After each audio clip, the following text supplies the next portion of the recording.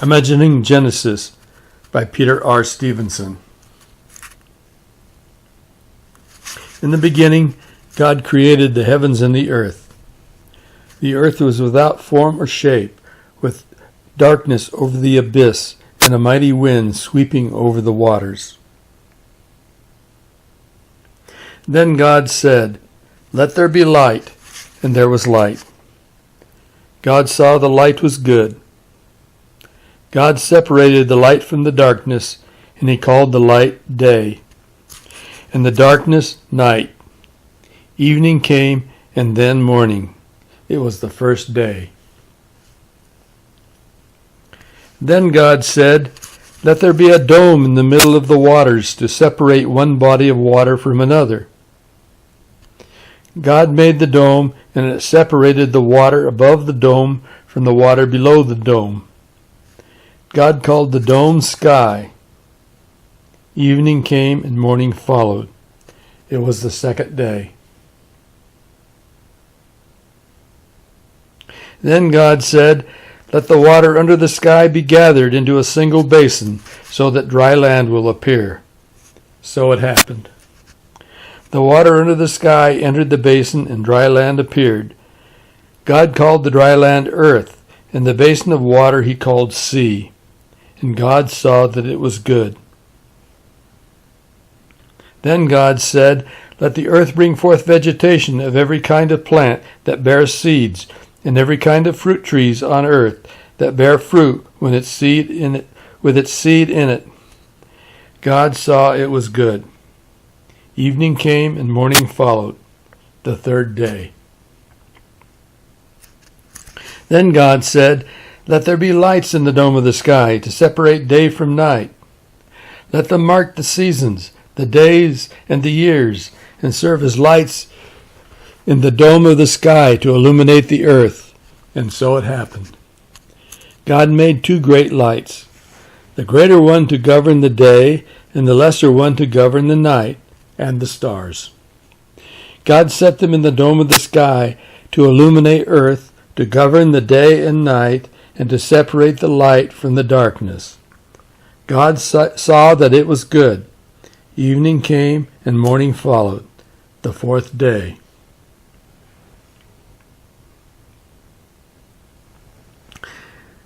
Then God said, "Let the water teem with an abundance of living creatures, and on the earth let birds fly beneath the dome of the sky."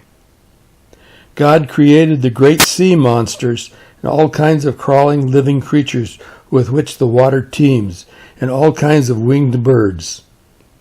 God saw that it was good, and God blessed them, saying, "Be fertile, multiply, and fill the water of the seas, and let the birds multiply on the earth." Evening came and then morning, the fifth day.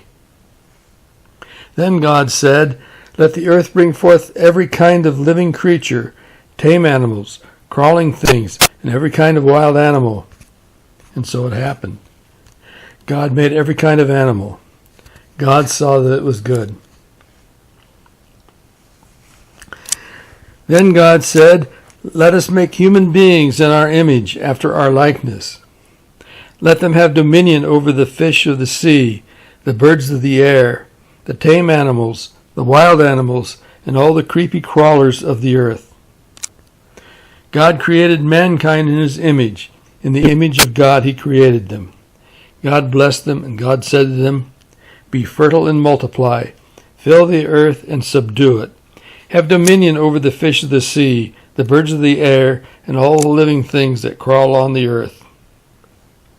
God also said, "See, I give you every seed-bearing plant on the earth, and every tree that has fruit on it to be your food, and to all the wild animals, all the birds of the air, and all the living creatures that crawl on the earth, I give all the green plants for food."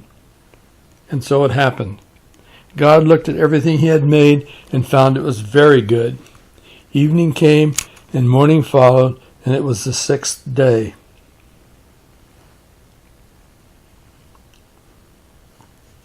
Thus the heavens and the earth and all their array were completed. On the seventh day, God completed the work he had been doing. He rested on the seventh day. He blessed the seventh day and made it holy, because on it he rested from all the work he had done in creation.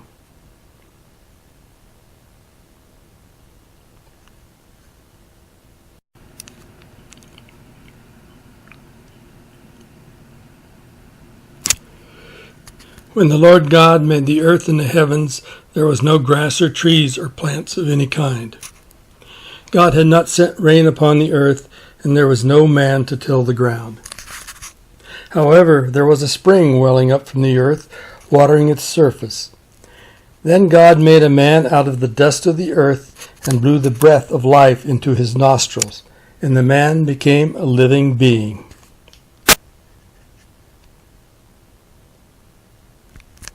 The Lord God planted a garden in Eden in the east, and placed there the man he had formed. Out of the ground the Lord God made grow every tree that was delightful to look at and good for food, with the tree of life in the middle of the garden, along with the tree of knowledge of good and evil.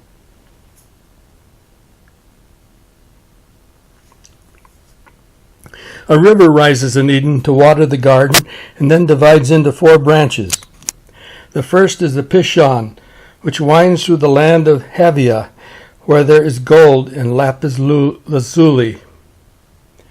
The second river is the Gihon, which winds through the land of Cush. The third and fourth are the Tigris and Euphrates. Then God took the man and settled him in the Garden of Eden to cultivate and take care of it. God told the man, "You are free to eat from any tree except the tree of knowledge of good and evil. If you eat from it, you will die." Then God said, "It's not good for man to be alone. I will make a helper for him." God formed out of the ground all the wild animals and all the birds of the air, and he brought them to man to see what he would call them. That's how they were named. The man gave names to all the tame animals, all the birds, and all the wild animals, but none proved to be a helper suited for man. So God put the man into a deep sleep. Then God removed a rib from the man's side and covered up the wound with flesh. Then, using the rib as a foundation, he created a woman. Then he brought her to the man. Let's listen in. My name is Adam. It means man. The powerful being I call God has just brought a bunch of critters to me. He's asking me to come up with names for them. Where do I start? Here's one with curly horns. For lack of a better idea, I will call him Sheep. He has a companion without horns. I'll call it Sheep too. I wonder what's the connection. A lot of these critters have horns and sidekicks without horns. They come in pairs. There are some other kinds of critters with sharp teeth and no horns. There's a real pretty one with stripes and no horns. I'll call it Tiger. I'm tired now. God sent all these critters. I call them animals because they are animated, unlike the trees, and are supposed to help me. But so far, they are pretty useless. I feel sleepy. I just woke up. I have a pain in my side. The powerful being God just brought me another creature. It looks a lot like me. I will name it Woman because it looks like me but is not exactly the same. God told me how he made woman. He took a rib from me and used it to build her. That's why my side hurts. She's going to be my helper. Unlike the animals, we don't have fur on our bodies. I don't think that matters.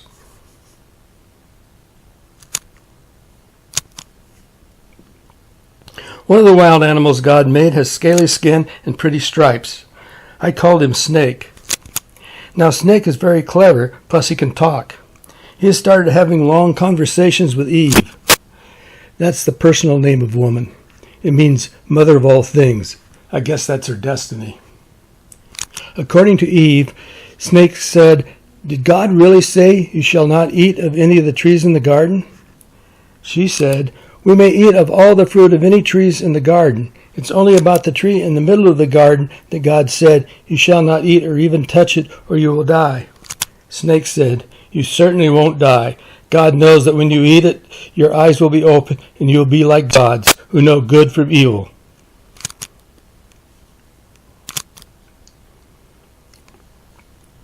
Eve saw that the tree was good for food and pretty to look at, and the tree was desirable for gaining wisdom. She went ahead and ate some of its fruit and also gave some to me. I ate it too. My eyes see things differently now. Uh-oh, I'm naked. How come I don't have any fur? Some parts are a little gross. I'm going to grab some fig leaves and cover up. Eve's doing the same thing. Around sunset, we heard God walking in the garden. We went and hid because we knew we were in trouble. God said, "Where are you?" I said, "We hid because we were naked." "Who told you that you were naked? Did you eat from the tree I told you not to eat from?" I said, "That woman you put here with me gave it to me." Then he said to Eve, "What have you done?" She said, "The snake tricked me, so I ate it." God said to the snake, "Because you did this, you are cursed. From now on you will crawl on your belly and eat dust the rest of your life. I'll put enmity between you and the woman, and between her offspring and yours. They will strike at your heel while you crush their head." He told Eve, "You will toil in childbearing and will feel intense pain when you give birth, but your urge will be for your husband." To me, he said, "Cursed is the ground because of you. You will have to work hard and fight weeds and pests in order to raise food. You are dust, and to dust you will return."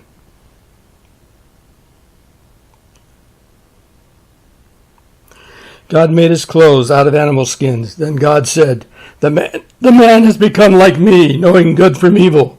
What if he eats from the tree of life and lives forever?"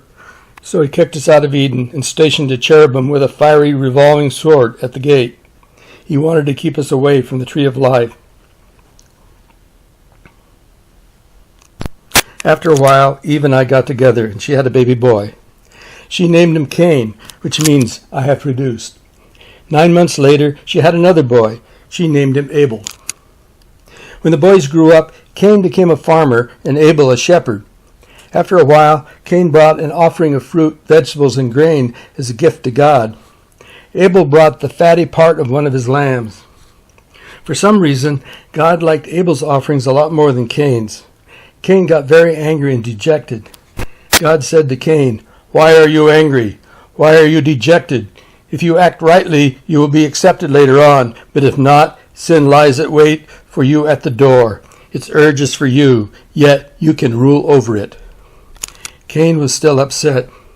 He said to Abel, "Let's go out to the field." When they got there, Cain attacked Abel and killed him. The Lord asked Cain, "Where is your brother Abel?" Cain said, "I don't know.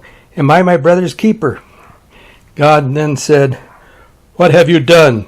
Your brother's blood cries out to me from the ground. If you till the ground, it will no longer produce for you. You shall become a wanderer over the whole earth." Cain said, "My punishment is too great to bear. Look, you have now banished me from the ground. I must avoid you and be a constant wanderer. Anyone can kill me on sight." God said, "Not so. If anyone kills Cain, Cain will be avenged 7 times. The Lord put a mark on Cain so that no one would kill him. Cain left and settled in the land of Nod, east of Eden.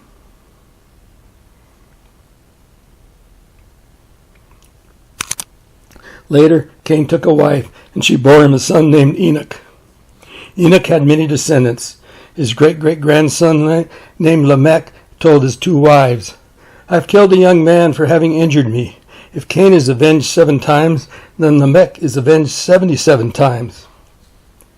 Adam and Eve had another son called Seth. She said, "God has granted me another offspring in place of Abel, because Cain killed him."